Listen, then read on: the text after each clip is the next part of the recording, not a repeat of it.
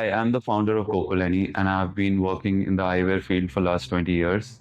And I have these 8 points to share for anyone who's trying to buy a new frame. And there is a system to buying the right frame for your face. I hope it helps you make the right decision. First point is the frame shape and the face shape.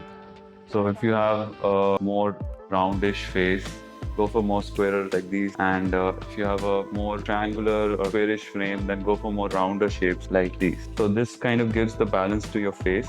The second point is the frame lines. If you have a frame, for example, this one is actually coming above my eyebrow. Kind of look odd, but frame like this with a lower bridge sits well on my face and my eyebrows are visible. So this is an important part so that it doesn't look disharmonious to your face. Third point, having a frame for your nose.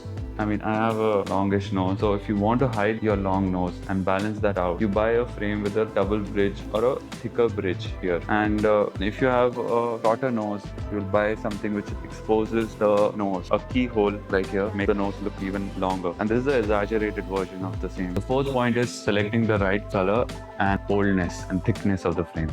So if you have a bigger face and bigger features, then go for something bold and dark like this. And you have a smaller and a petite face, then go for something lighter and thinner. So for example, something like this would look great. Even a thin titanium frame like this would look really nice. The fifth point is the temples. Where are the temples connected? If the temples are connected on the top of the frame, and then your face would look longer this way. But if they are connected slightly lower on your face, on the frame, like this frame, then your face will look shorter from the side. It's just because it divides it at a lower section. Now let's talk about the sixth point, which is the fitting of the frame. So the first I would consider the most important point is the width of the frame. So you have to consider the widest point on your head, right? And if you look in the mirror, figure out what is your widest point.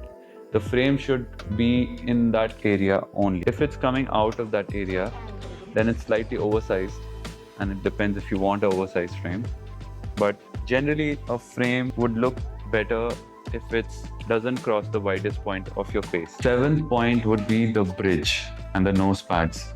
A good fitting frame should only sit on the bridge, the nose pads, and the ends of your ear. It should not be sitting here, because then it will create a mark here. So for example, this frame, it's sitting on my nose, but it's coming too high on top of my eyebrows, right? So if I wanted to come lower, I would have to adjust the bridge and make it wider, and that will help it come lower.